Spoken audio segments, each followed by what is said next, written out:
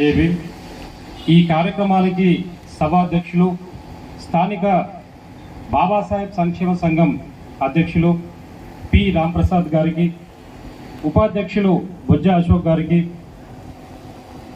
మరొక ఉపాధ్యక్షులు బొజ్జ హరిప్రసాద్ గారికి, కార్యదర్శి బి నాగేంద్ర గారికి, కోశాధికారి డి వడపల్లి గారికి, అదే మాదిరిగా కార్యవర్గ సభ్యులు నీలపూడి పెద్దిరాజు గారికి, గౌతమ్ కృష్ణ గారికి, జార్జ్ బాబు గారికి, మధుసూదన్ గారికి, కిషోర్ గారికి, శ్రీహరి గారికి, పేరు పేరున ఈ కార్యక్రమానికి ఇచ్చేసినటువంటి సోదర సోదరిమణులందరికీ కూడా నేను జేబీఎం తెలియజేస్తున్నాను. మానవతావాది, సంఘ సంస్కర్త,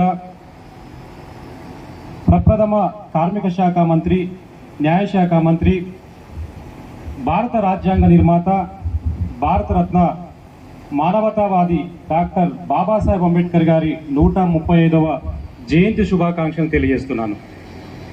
మరి ముఖ్యంగా ఈ జయంతి కార్యక్రమాన్ని పెద్దలందరూ కూడా కలిసి, బాబాసాహెబ్ సంక్షేమ సంఘం నాయకులందరూ కూడా కలిసి మీ అందరినీ సమీకరించి ఒక చక్కటి వాతావరణంలో ఎంతో ఘనంగా ఈ నివాళులు అర్పించడం అనేది నేను చాలా సంతోషిస్తున్నాను. మీ అందరికీ మరొకసారి శుభాకాంక్షలు తెలియజేస్తున్నాను. ఇందాక బొజ్జ అశోక్ గారు చెప్పారు, మేము పడ్డ కష్టానికి, మేము ఎండలో తిరిగి అందరినీ ఆహ్వానించి ఈ కార్యక్రమాన్ని నిర్వహించినందుకు ఈనాడు మిమ్మల్ని అందరిని చూస్తే నాకు చాలా గర్వంగా ఉంది, నా బాధను మర్చిపోయారని చెప్పారు. నిజంగా నాకు కూడా సంతోషంగా ఉంది.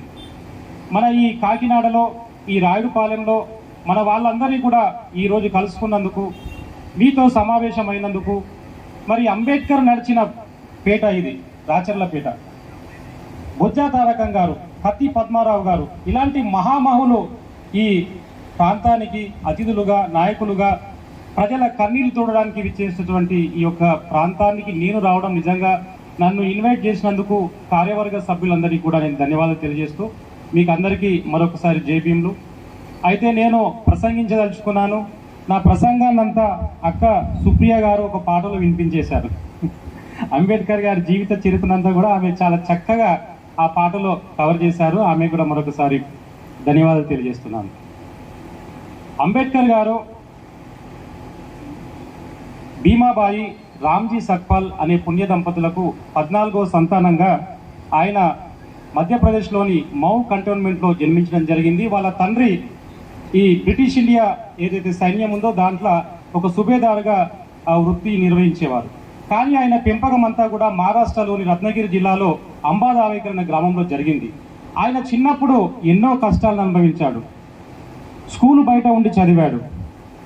ఒక ఎడ్ల బండిలో వెళ్తుంటే నువ్వు నిమ్న జాతీయుడు అని తోసేస్తే కింద పడి గాయాలపై పాలయ్యాడు. ఇలా ఆయన చిన్నతనం నుండి ప్రతి అంటరానితనానికి సాక్ష్యంగా నిలిచాడు. కానీ ఆయన అప్పట్లో ఒకటే అనుకున్నాడు, భవిష్యత్తులో నేను ఒక మంచి విద్యావంతునిగా ఎదుగుతాను, నా ప్రజల కన్నీళ్లు తూడవాలి అని ఆ చిన్ననాటి నుండే ఆయన సంకల్పించుకున్నాడు. అతి సంకల్పంతో ఆయన ఎలిఫెంటన్ స్కూల్లో ప్రథమ శ్రేణిలో ఎస్ఎస్సి పాస్ అయ్యాడు. ఆయన యొక్క సేవ, ఆయన యొక్క పట్టుదల, సూక్ష్మ గ్రాహకత్వాన్ని, ఏక సంతగ్రాహకత్వాన్ని మరి పరిశీలించి సంతోషించి కృష్ణాజీ కేశవ్ అనే ఒక ఉపాధ్యాయుడు ఆయనకు అంబేద్కర్ అనే ఒక బిరుదును ప్రదానం చేయడం జరిగింది. ఆ తర్వాత ఆయన బాంబే యూనివర్సిటీ నుండి డిగ్రీని పాస్ అవుతాడు ఎకనమీ అండ్ పాలిటిక్స్ సబ్జెక్ట్స్లో. ఆ తర్వాత ఆయన అమెరికా, లండన్, జర్మనీ తదితర దేశాల్లో 32 డిగ్రీలు, 9 పిహెచ్డీలు, 2 గౌరవ డాక్టరేట్లు. ఒక్కసారి చప్పట్లు కొట్టండి. ఈనాడు ఒక డిగ్రీ చదవాలంటే, ఒక పీజీ చేయాలంటే ఎంత కష్టపడుతున్నారు మన విద్యార్థులు. ఒక ఇంటర్నెట్ లేదండి, ఎలాంటి సౌకర్యాలు లేవు, ఒక వెలుతురు లేదు, లైట్లు లేవు ఇంట్లో, ఎలాంటి ఇవి లేనటువంటి సమయంలో మన మహనీయుడు 32 డిగ్రీలు, 9 పిహెచ్డీలు చేశాడంటే ఎంత గొప్ప మేధా సంపత్తి ఆయన సొంతమో మనమందరం కూడా ఆయన మనవాడిగా అయినందుకు మనం గర్వించాల్సిన అవసరం ఉంది. ఆయన చేసిన సేవలను గుర్తించి, ఆయన రాజ్యాంగ రచనలో పోషించిన పాత్రకు సంతోషించి, ఒకప్పుడు తమ స్టూడెంటే కాబట్టి కొలంబియా యూనివర్సిటీ 1952లో ఆయనకు గౌరవ డాక్టరేట్ ఇచ్చి సత్కరించింది. ఆ తర్వాత 1953లో మన ఉస్మానియా యూనివర్సిటీ కూడా గౌరవ డాక్టరేట్ ఇచ్చి ఆయన్ని సత్కరించింది. ఇదంతా ఒకవైపు అయితే మరి ఆయన ఎన్నో పుస్తకాలను రాశారు. Who are Shudras, Buddha and his Dhamma, annihilation of caste in India, waiting for visa, Pakistan or its partition, what have done Congress and Mahatma Gandhi అని ఇలా లెక్కలేనని పుస్తకాలు, విమర్శనాత్మక గ్రంథాలు. ఒక 70-80 సంవత్సరాల క్రితమే భారతదేశంలో ముందు ఎలా ఉంటుంది పరిస్థితి అనే దానిపైన ఆయన భాషా ప్రయుక్త రాష్ట్రాలని ఒక గ్రంథాన్ని రాయడం జరిగింది. అంటే ఆయన మేధస్సు ఎంత గొప్పది, ఆయన కృషి దూరదృష్టి ఎంత గొప్పదో మనం ఇక్కడ అందరం కూడా ఆలోచించాల్సిన అవసరం ఉంది. అయితే ఇంత గొప్ప మేధావి విదేశాల్లో చదివి తిరిగి భారతదేశానికి వచ్చిన తర్వాత ఇదే భారతదేశంలో షాయాజీ గైక్వాడ్ అనే ఒక మహారాజ్ దగ్గర అప్పట్లో చేసుకున్నటువంటి ఒప్పందం ప్రకారం ఆయన పనిచేయడానికి నియుక్తుడైతే ఆయన కింద పనిచేసే ఒక బంట్రోతు నీళ్లు తెచ్చి చేతికి ఇవ్వకుండా ఆయన టేబుల్ పైన పెట్టి వెళ్ళిపోతాడు. అంటే వివక్షత. ఉందామంటే ఆయనకు ఒక ఇల్లు కూడా కిరాయికి దొరకదు, ఎన్ని ప్రాంతాలు వెతికినా ఆయనకి ఇల్లు దొరకదు. అలాంటి సందర్భంలో తాను దేశ విదేశాల్లో ఇన్ని చదువులు చదివి, ఇన్ని పట్టాలు పొంది, ఇన్ని డిగ్రీలు చదివి తిరిగి భారతదేశంకి వస్తే అదే అంటరానితనం, అదే వివక్షత ఇంకా వేల్లోనుడు కూడా ఉంది అని ఆయన చాలా బాధపడి భవిష్యత్తులో నా జాతి ప్రజలు ఈ వివక్షత నుండి విముక్తి పొందాలంటే తాను సమాజ సేవకు, సామాజిక న్యాయం సాధించే వరకు కట్టుబడి ఉండాలని చెప్పేసి ఒక కంకణబద్ధుడై తిరిగి ఆయన సామాజిక సేవకు మరి ఆయన అధ్యస్తాడు, ముందుకొస్తాడు. ఆయన చదువుకున్న చదువుకు ఆయన ఆర్థిక శాస్త్రంలో నిపుణుడు, న్యాయశాస్త్ర కోవిదుడు. మరి ఈనాడు ఆయన ఆర్థిక శాస్త్రంలో గనక ఏదైనా ఒక ఫ్యాక్టరీ కానీ లేదా ఒక ఇండస్ట్రీ కానీ ఇంకేదైనా ఫరం కానీ పెడితే ఈనాడు అంబానీ, అదానీలను మించిపోయి ఉండేవాడు. అది ఆయనకున్నటువంటి ఒక విద్య, ఆయనకున్నటువంటి ఒక శక్తి, ఒక మేధస్సు. కానీ ఆ వైపు ఆయన పోలేదు. ఎందుకు? ఆ వైపు పెన్షన్ కమిటీ, హోం పరిపాలన కమిటీ అని విచ్చేస్తారు. అయితే ఎవరైతే హిందువులు ఉన్నారో హిందువుల తరఫున మహాత్మా గాంధీ, మైనార్టీ ముస్లింల తరఫున మహమ్మద్ అలీ జిన్నా వాళ్ళ యొక్క సమస్యల పైన ఈ సౌత్ బరో కమిటీకి నివేదికనిస్తారు. హిందువులో సమానమైన భాగమైనటువంటి ఎవరైతే నిమ్న వర్గాలు ఉన్నారో మహాత్మా గాంధీ ఇచ్చేటువంటి నివేదికలో ఈ నిమ్న జాతీయుల కోసం ఎలాంటి రికమెండేషన్స్, దాంట్లో విషయాలు ఉండవు. ఇది గమనించినటువంటి మన బాబాసాహెబ్ అంబేద్కర్ గారు చాలా విచారం వ్యక్తం చేసి ఇలా ఊరుకుంటే కాదని చెప్పి ఆయనే కొన్ని నివేదికలు తయారు చేస్తాడు. అవేంటంటే ఈ భారతదేశంలో ఎవరైతే నిమ్న వర్గాలు ఉన్నారో వారికి విద్యాపరమైన ప్రత్యేక హక్కులు కావాలి, వారికి జనాభా దామాషా ప్రకారము సీట్లు కావాలి, అసెంబ్లీ పార్లమెంట్లో సీట్లు కావాలి, అంటరాని తరాన్ని పాటించిన వారిని శిక్షించాలి అనే అంశాలపైన ఆయన సౌత్ బరో కమిటీకి ఒక విజ్ఞప్తినివ్వడం జరుగుతుంది. ఈ మాదిరిగా ఆయన సాంఘిక జీవితం, సాంఘిక పోరాటాలు మొదలవుతాయి. ఆ తర్వాత అతిపెద్ద ఉద్యమం మహత్ చెరువు పోరాటం. ప్రకృతి ప్రసాదించిన జనవరులపైన, వాయువు పైన, వెలుతురు పైన వివక్షతను విధించారు మనకు. ఆ సూర్యుడికి లేని విభేదము, ఆ గాలికి లేని ఒక వివక్షత మన హిందూ సమాజంలో ఉన్నటువంటి కొందరు కట్టుబాట్ల పేరుతో కనీసం తాగే నీళ్లను కూడా మనం ముట్టుకోకుండా చేసినటువంటి వాతావరణంలో ఎలాగైనా సరే ప్రజా చెరువులు ప్రజలకే చెందాలి, వాళ్ళు ఎవరైనా అనవసరం అని చెప్పి మన బాబాసాహెబ్ అంబేద్కర్ గారు సుమారు 5,000 మందితో ఆ చౌదార్ చెరువు, మహత్ గ్రామంలో ఉండేటువంటి చౌదార్ చెరువును అతను స్వయంగా వెళ్ళి ఆ నీళ్లను తాగి అందరితో తాగించి ఎక్కడైనా సరే ఇలాంటి వివక్షత పాటిస్తే ఇదే మాదిరిగా మేము ముందుకొచ్చి దాన్ని ఎదుర్కొంటామని చెప్పి ఒక ప్రతిజ్ఞ చేయించడం జరుగుతుంది. ఇది 1927 మార్చి 24 జరిగింది ఈ యొక్క సందర్భం. ఇదే సందర్భంలో ఆయన ఒక మాట మాట్లాడతారు. బాలగంగాధరం తిలక్ అనే ఒక వ్యక్తి స్వరాజ్యం నా జన్మ హక్కు అని అంటాడు. మరి మన నిమ్న జాతువులు ఎందుకు ఈ అంటరాని అదే బాలగంగాధర తిలక్ కనుక నిమ్న వర్గీయుడైతే అంటరాని తన నిర్మూలనే నా జన్మ హక్కు అనేవాడా కాదా అని ఉండేవాడు ఖచ్చితంగా. కాబట్టి మీ అందరూ కూడా అదే నినాదాన్ని పాటించాలని చెప్పి బహిష్కృత భారత్ అనే ఒక పత్రికను ఆయన ఆనాడు స్థాపించడం జరుగుతుంది. అసలే అంటరాని వాళ్ళం, మనం చేసే కలాపాలు మరి మీడియాకు తెలియవు, ఎవరికి తెలుపరు, వీటిని అణిచిపెట్టే పథకాలు రచిస్తారు. కాబట్టి 1920లో మూక్ నాయక్ అనే ఒక పత్రికను ఆయన ప్రారంభిస్తే దానికి కొనసాగింపుగా ఈ మహత్ చెరువు పోరాటంలో భాగంగా ఆయన ఈ యొక్క పత్రికను బహిష్కృత భారత్ అనే పత్రికను ఆయన విడుదల చేయడం జరుగుతుంది.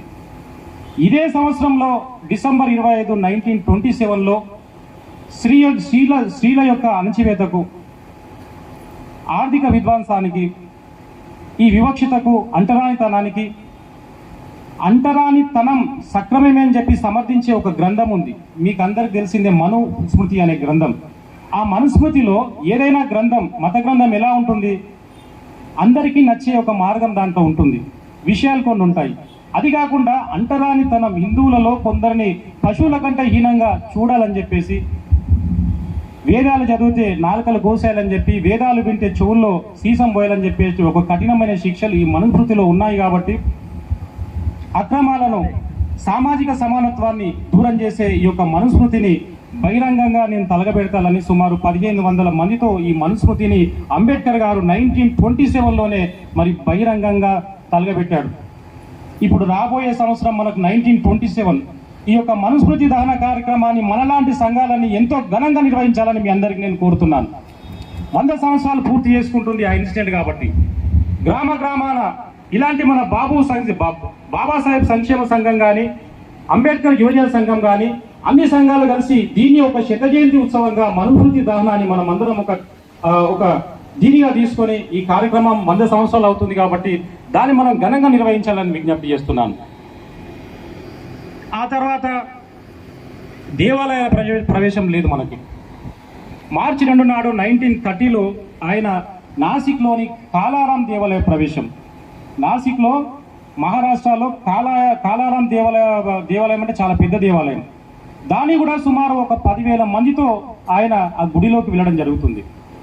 అంటే ఇక్కడ మనకి ఏం తెలుస్తుంది, అప్పట్లోనే బాబాసాహెబ్ అంబేద్కర్ గారు వేలాది మందితో ఆయన ఏ ఉద్యమం చేసినా, ఏ పోరాటం చేసినా ఎక్కడ తగ్గేదే అనుకుంటా అని వేలాది మందితో ఆ కార్యక్రమాన్ని ఆయన విజయవంతం చేయడం జరిగింది. ఆ తర్వాత ఆయన 1932లో మరి రామ్సే మెక్డొనాల్డ్ అనే అతను ఉన్నాడు, ఇంగ్లాండ్ ప్రధాని అయిన. మొదటి, రెండవ, మూడవ రౌండ్ టేబుల్ సమావేశాలలో రామ్సే మెక్డొనాల్డ్తో వాదించి మహాత్మా గాంధీతో పోరాడి మనందరికీ వయోజన ఓటు హక్కును ఇప్పించడం జరిగింది. మనం అనుకుంటాం ఓటు హక్కు అంతా మన పాలకులు మనకు తీసుకొచ్చారని, కానీ కాదు. కేవలం అది మన మహనీయుడు బాబాసాహెబ్ అంబేద్కర్ గారు చేసినటువంటి ఒక సుదీర్ఘమైన పోరాటం వల్లనే మనకు ఈ యొక్క ఓటు హక్కు అనేది వచ్చింది.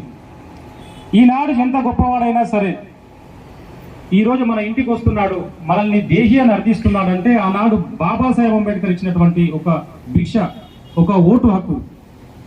లేనివాడు కానీ ఉన్నవాడు కానీ అందరూ ఒకటే.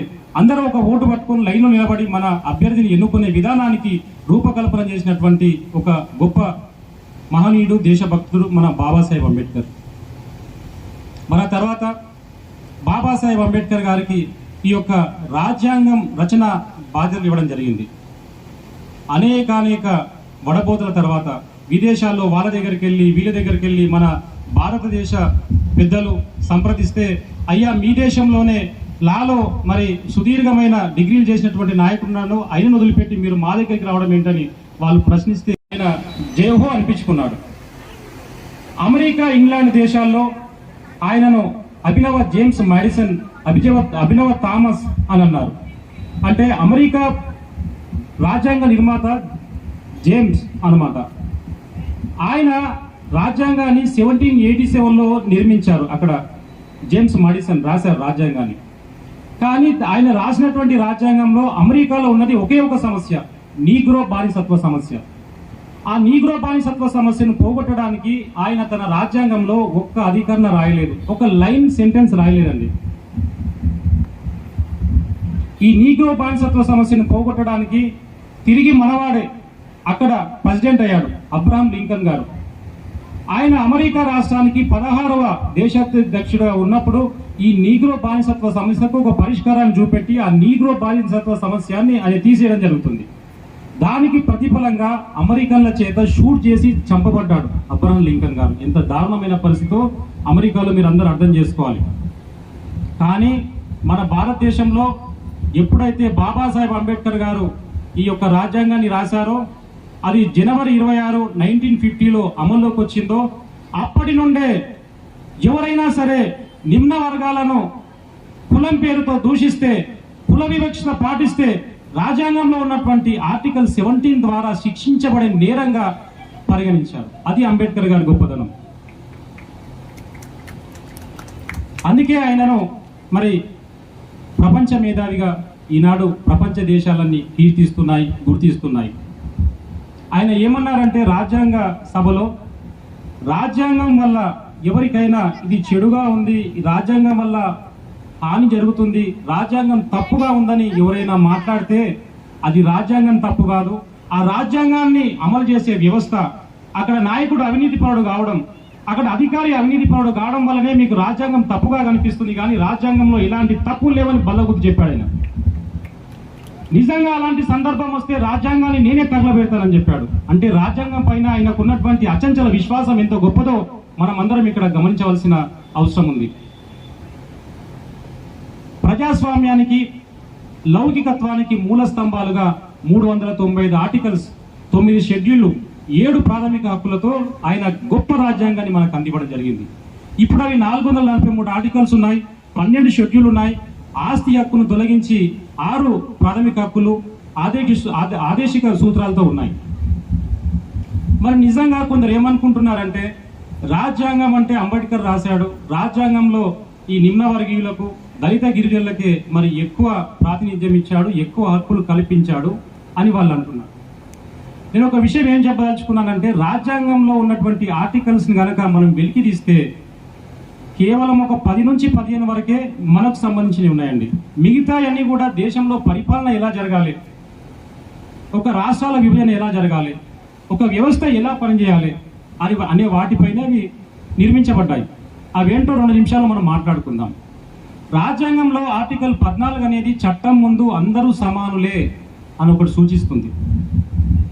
ఆర్టికల్ 15 వచ్చేసి కులము, మతము, ప్రాంతము, లింగ భేదం ప్రకారం వివక్షణ చూపరాదు. ఇవేమైనా దళితులకు సంబంధించినయా? కావు కదా. ఉద్యోగాలలో సమాన అవకాశాలు ఆర్టికల్ 17. ఇందాక మనం చెప్పుకున్నాం ఆర్టికల్ 17 అంటరానితనాన్ని ఎవరైనా పాటిస్తే కఠినంగా శిక్షించాలని. వాక్ స్వాతంత్రం ఆర్టికల్ 19, సంఘ నిర్మాణం కూడా దాంట్లోనే వస్తుంది. ఆర్టికల్ 21 ప్రకారం సంఘాన్ని నిర్మించుకునే హక్కుతో పాటు జీవించే హక్కు, పరిపాలన హక్కు, వ్యక్తిగత స్వేచ్ఛ ఇవన్నీ కూడా దాంట్లో ఉన్నాయి. అదే మాదిరిగా సమాన పనికి సమాన వేతనం ఆర్టికల్ 46, స్త్రీ పురుషులకు కూడా సమాన వేతనం ఇవ్వాలని దాంట్లో పేర్కొన్నారు అంబేద్కర్ గారు. వేలాది సంవత్సరాలుగా బడుగు బలహీన వర్గాలు మరి వెనుకబడ్డ వర్గాలు కాబట్టి వాళ్ళకి రిజర్వేషన్స్ ఇవ్వాలని ఆర్టికల్ 243 ద్వారా ఆయన సూచించారు.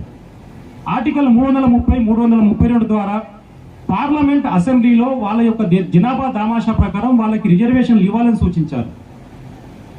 ఈ యొక్క ఆర్టికల్ 338 ద్వారా మరి బడుగు బలహీన వర్గాలు, దళిత గిరిజనులకు వారి యొక్క విద్య, ఆర్థిక, రాజకీయ మరి జీవనానికి ఇబ్బంది కలిగితే వారికి ఒక ప్రత్యేక అధికారిని నియమించి వారికి న్యాయం చేసే వరకు అధికారి సహాయం చేయాలని సూచించాడు. దాని ప్రకారం మనకు 2003లో వచ్చింది ఉమ్మడి రాష్ట్రం ఉన్నప్పుడు SC commission, SC ST commission. 2003లో జాతీయ ఎస్సీ కమిషన్ వచ్చింది 338/A. ఇలా కొన్ని మాత్రమే ఉన్నాయి మనకు సంబంధించినవి. ఆ మహనీయుడు ఇంకో విషయం ఏం చేశాడంటే ఇది ఏ దేశంలో లేదు, రాజ్యాంగ పరిహార హక్కు ప్రాథమిక హక్కుల్లో చేర్చాడు. నీకు నీ హక్కులకు, నీ ప్రాథమిక హక్కులకు ఏదైనా భంగం వాటిల్లితే మీరు రాజ్యాంగ పరిహార హక్కు ద్వారా వెంటనే రిలీఫ్ పొందే ఒక అవకాశాన్ని ఆ మహనీయుడు కల్పించాడంటే ఇది ఎంత గొప్ప విషయమో మనం అందరం కూడా ఆలోచించవలసిన అవసరం ఉంది. 198 దేశాల్లో ఏ దేశంలో కూడా రాజ్యాంగ పరిహార హక్కు లేదు.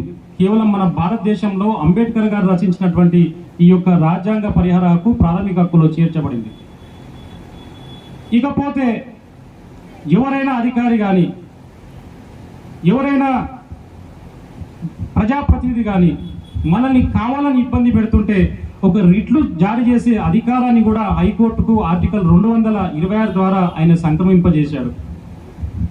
ABS corpus, mandamus, prohibition, certiorari, quo warranto అనే 5 రిట్లు జారీ చేసే ఒక ప్రత్యేక అధికారాన్ని హైకోర్టుకు ఆయన ఇచ్చి ఎవరైతే పౌరులు ఉన్నారో పౌర స్వేచ్ఛకు పౌరుల రక్షణకు ఈ రిట్ల ద్వారా మనం సమన్యాయాన్ని సామాజిక న్యాయాన్ని పొందే అవకాశాన్ని మహాత్ముడు మన బాబాసాహెబ్ అంబేద్కర్ భారతరత్న మనకు రాజ్యాంగం ద్వారా కల్పించాడు. మరి ఇలాంటి మహనీయుడు, ఇలాంటి తత్వవేత్త, బహుభాషా కోవిదుడు, దూరదృష్టి గల నాయకుడు మరి నిజంగా ఇన్ని చేయగలిగాడంటే ఆయనకు ఉన్నటువంటి ఎంత ఓపిక, ఎంత మేధశక్తి, ఎంత దూరదృష్టి ఉందో మనం అందరం కూడా ఇక్కడ గమనించవలసిన అవసరం ఉంది. మనం అందరం కూడా గర్వించవలసిన అవసరం ఉంది. ఎందుకు? ఆయన వారసులం కాబట్టి, ఆయన మార్గంలో నడుస్తున్నాం కాబట్టి, ఆయన ఇంకా మనం సజీవంగా ఉంచుతున్నాం కాబట్టి. ఆయన ఒక మాట అన్నాడు రాజ్యాంగ పరిషత్తులో, మరణం అనేది అందరికీ సహజమే, అది ఎప్పుడు వస్తుందో మనల్ని ఎప్పుడు తీసుకెళ్తుందో తెలియదు. నాకు కూడా ఒకరోజు మరణం వస్తుంది, కానీ నేను బతికే ఉంటానన్నాడు. ఎలా బతుకుంటాడు? రాజ్యాంగం రూపంలో నేను బతుకున్నాను. మీరు లేనని అనుకోవద్దు. మీరు రాజ్యాంగాన్ని పట్టించుకోకపోతే, రాజ్యాంగం మీద దాడి జరిగితే, రాజ్యాంగం కుదేలవుతుంటే మీరు చూస్తూ ఉంటే నన్ను చంపినట్టే అని చెప్పాడు ఆయన. ఎంత గొప్ప మాట ఆలోచించండి. ఈనాడు జరుగుతున్నాయి అలాంటి పరిస్థితులు. ఈనాడు కొన్ని పరిస్థితులు తీసుకొస్తున్నారు. ఇలాంటి మళ్ళాంటి సంఘాలమంతా కూడా కలిసి దాన్ని సామూహికంగా ఎదుర్కోవాల్సిన బాధ్యత మనందరిపైన ఉంది. ఆయన బతికించుకోవాలా, ఆయన దూరం చేసుకోవాలా అనేది మన చేతుల్లో ఉంది. కాబట్టి మనం అందరం కూడా రాజ్యాంగం పట్ల అవగాహన కలిగి ఉండాలి. మన పౌర హక్కులకు కానీ సామాజిక సమానత్వానికి కానీ ఎప్పుడైతే విఘాతం కలుగుతుందో రాజ్యాంగం యొక్క సహాయాన్ని తీసుకొని మౌలిక న్యాయ సూత్రాల ద్వారా మనము సహజ న్యాయాన్ని పొందే అవకాశం ఉందని నేను మరి తెలియజేస్తున్నాను. నిజంగా అంబేద్కర్ గారు ఆనాడు పుట్టి ఉండకపోతే, ఇందాక మన బ్రదర్ ఒక పాట పాడాడు, మన జీవితాలు ఏమైపోయేది, ఇంకా ఇప్పటి వరకు కూడా మనం బానిసలుగా ఉండేవాళ్ళమే. ఇప్పటి వరకు కూడా మనము ఒక పాలేరుగా, ఒక కూలీగా మరి ఉండేవాళ్ళమే. ఒక కూలీ గడుపున ఒక కూలీ, ఒక బానిస గడుపున ఒక బానిస, ఒక సేవకుని గడుపున ఒక సేవకుడు పుట్టే వ్యవస్థను రాజ్యాంగం ద్వారా ఆయన తుడిచిపెట్టేశాడు. ఈనాడు మన వాళ్ళు ఆఫీసర్లు అవుతున్నారు, ముఖ్యమంత్రులు అవుతున్నారు, మంత్రులు అవుతున్నారు. ఎవరి వల్ల అవుతున్నారు? కేవలం అంబేద్కర్ గారి వల్ల, ఆయన పుణ్యం వల్ల, ఆయన రాసిన రాజ్యాంగం వల్ల. కాంగ్రెస్ పార్టీ ఇందిరాగాంధీ ఈనాడు దేశ ప్రధాని అయింది. ఎలా అయింది? రాజ్యాంగం వల్ల అయింది. మిగతా దేని వల్ల కాలేదు. కాంగ్రెస్ పార్టీ ఆమెను కూర్చుని అవకాశం లేదు. ఆనాడు ఆయన హిందూ కోడ్ బిల్లును తీసుకురావడం వల్ల ఈనాడు ఆమె దేశ ప్రధాని అయి కూర్చుంది. ఒక దామోదర్ సంజీవయ్య బడుగు బలహీన వర్గాల నుంచి వచ్చిన ఆయన ఏపీ రాష్ట్రానికి ముఖ్యమంత్రి కాలేదా? చర్మకార కుటుంబంలో పుట్టినటువంటి అట్టడుగు వర్గాల మహిళ బహెన్ మాయావతి ఉత్తరప్రదేశ్కు 4 సార్లు ముఖ్యమంత్రి కాలేదా? ఒక నాయి బ్రాహ్మణ మంగళి సమాజానికి చెందినటువంటి కరుణానిధి గారు చెన్నైకి 4 సార్లు ముఖ్యమంత్రి కాలేదా? అశోక్ గారు దయచేసి, డాక్టర్ అశోక్ గారు దయచేసి వేదికపైకి రావాలండి. బాబాసాహెబ్ సంక్షేమ సంఘం తరఫున డాక్టర్ అశోక్ గారిని సాధారణంగా వేదికపైకి ఆహ్వానిస్తున్నాము. నాగేంద్ర గారు దయచేసి ఇక్కడున్న ఒక గౌడ సమాజానికి చెందిన వారు ఒక ఐఏఎస్ అవుతున్నారు, ఐఆర్ఎస్ అవుతున్నారు, ఐఎఫ్ఎస్ అవుతున్నారు. మరి ఈ మాదిరిగా సమాజంలో అన్ని వర్గాల వారికి సమానంగా ఆయన హక్కులు ఇచ్చాడే కానీ ఒక ఎస్సీలకో ఎస్టీలకో మరి ప్రత్యేకమైనవి ఏవి ఇవ్వలేదండి. మరి భారతదేశంలో అంబేద్కర్ను కొందరికీ అండగట్టడం, వాళ్ళ నాయకుడే అనడం ఎంతవరకు కరెక్ట్ మనం అందరం కూడా ఇక్కడ చర్చించవలసిన అవసరం ఉంది మిగతా వాళ్ళతో. ఈనాడు అంబేద్కర్ రాసిన రాజ్యాంగం వల్ల, అంబేద్కర్ రాసినటువంటి కార్మిక చట్టాల వల్ల, అంబేద్కర్ తీసుకొచ్చినటువంటి మహిళా హక్కుల వల్ల ఈనాడు అందరికీ సమాన న్యాయం జరుగుతుంది. కనీస వేతనాల చట్టం కానీ, కార్మికులకు కావాల్సిన డిఏ కానీ, ఎంప్లాయ్మెంట్ ఎక్స్చేంజ్లు కానీ, ఐటీఐలు కానీ, ఒక నిర్ణీత పని గంటల విధానాన్ని కానీ, ఎన్నో కార్మిక చట్టాలకు రూపకల్పన చేసిన అంబేద్కర్ను మరి ఐఎన్టీయూసీ, సిఐటియు మొదలైన కార్మిక సంఘాల నాయకులు మరి వాళ్ళు ప్రసంగించే సమయంలో ఒక్కసారి కూడా అంబేద్కర్ పేరును తీసుకోరు. వాళ్ళు ఏదో చేసినట్టు చెప్తారు. ఆయన 1942 నుంచి 1946 వరకు వైస్రాయ్ మెంబర్గా పనిచేసి మొట్టమొదటి కార్మిక శాఖ మంత్రిగా పనిచేసినప్పుడు కార్మికులకు ఉద్యోగులకు సంబంధించినటువంటి 100 అమెండ్మెంట్స్ అయినా చేయడం జరిగింది చట్టాల్లో. అదే మాదిరిగా మహిళల కోసం ప్రసవానికి ముందు 10 వారాలు, ప్రసవం తర్వాత 6 వారాలు ఫ్యామిలీ బెనిఫిట్, ఆడపిల్లలకు పని చేసే చోట విశ్రాంతి గదులు, మూత్రశాలలు, ఇలా మహిళలకు కూడా ఎన్నో సౌకర్యాలను ఆయన కల్పించడం జరిగింది. ఈనాడు మహిళా హక్కుల కోసం గొంతులు చించుకునే మహిళా నాయకులు ఒకసారి కూడా అంబేద్కర్ పేరును తీసుకోరు. చాలా బాధాకరమైన విషయం. భారతదేశంలో ఉన్నటువంటి అవలక్షణాలన్నింటిపైన, దళితులపైన జరిగే ఏవైతే నీచ నికృష్ట పనులపైన తిరుగుబాటు జెండాను ఎగరవేసిన ఏకైక నాయకుడు భారతరత్న బాబాసాహెబ్ అంబేద్కర్. అంతే, ఏం లేదు. ఎవరు పోరాటం చేయలేదు మన కోసం.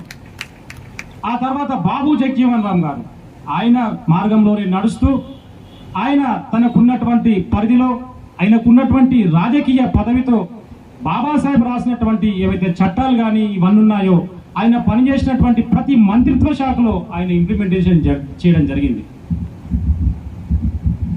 ఈ మాదిరిగా బాబాసాహెబ్ అంబేద్కర్ గారు కానీ, బాబు జగ్జీవన్ రామ్ కానీ, మహాత్మా జ్యోతిబా పూలే కానీ వీరి యొక్క సిద్ధాంతాలను మనం ప్రతి సందర్భంలో గుర్తు చేసుకుంటూ పోవాలి.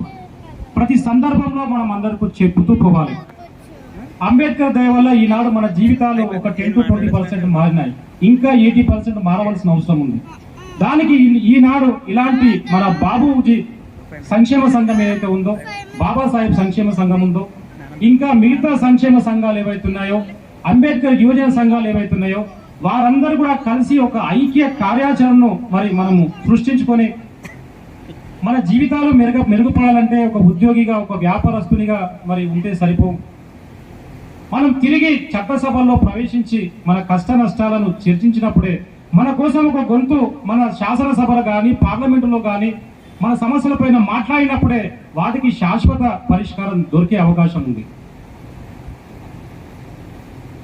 మనము ఎప్పుడే కానీ ఈ యొక్క రాయితీలకు పరిమితం అయితే మన జాతి మనుగడ ముందుకు పోదని అంబేద్కర్ గారు అప్పుడే చెప్పడం జరిగింది. రాజ్యాధికారం లేకపోతే, రాయితీలకే పరిమితం అయితే ఈ జాతులన్నీ కనుమరుగవుతాయని చెప్పడం జరిగింది. కాబట్టి ఇప్పుడున్న పరిస్థితిని మనం అధిగమించాలంటే మనమందరం కూడా రాజకీయ సోపానంలో ముందుకెళ్లవలసిన అవసరం ఉంది. ఈనాడు చూస్తే నాకు ఇక్కడ చాలా ఒక గర్వంగా ఉంది, ఒక ధైర్యంగా ఉంది. మీరంతా కలిసి ఇంత ఓపికతో, ఇంత శ్రద్ధతో ఈ యొక్క సమావేశాన్ని మరి విజయవంతం చేయడానికి ముందుకొచ్చారు. ఇదే పట్టుదలతో ఒక మనిషిని మీరు నిలబెట్టండి. ఈ జిల్లా వ్యాప్తంగా ఒక మనిషిని సెలెక్ట్ చేయండి. అన్ని సంఘాలు కలిసి మనమంతా గట్టిగా ప్రయత్నం చేసి ఆ మనిషిని మనం చట్టసభలోకి పంపుదాం. అక్కడ మన వాయిస్ అనేది ఉంటుంది. మనం ఇలా ఎన్ని ప్రసంగాలు పెట్టుకున్నా, ఎన్ని ఉద్యమాలు చేసినా చట్టసభల్లో ప్రాతినిధ్యం లేకపోతే అది పనికిరాకుండా పోతుంది. కాబట్టి దాని పట్ల మన గౌరవ పెద్దలు, ఇక్కడ ఉన్నటువంటి ఆర్గనైజర్స్ అందరూ కూడా సమాలోచన చేసి ఆ దిశగా అడుగు వేయాలని నేను మనస్ఫూర్తిగా మిమ్మల్ని కోరుకుంటూ, నాకు ఈ యొక్క మంచి అవకాశం ఇచ్చినందుకు మీ అందరికి కూడా మనస్పూర్వకంగా ధన్యవాదాలు, జై భీమ్ తెలియజేస్తున్నాను. జై భీమ్. కొనసాగిద్దాం బాబాసాహెబ్ అంబేద్కర్ ఆలోచన విధానాన్ని, కొనసాగిద్దాం.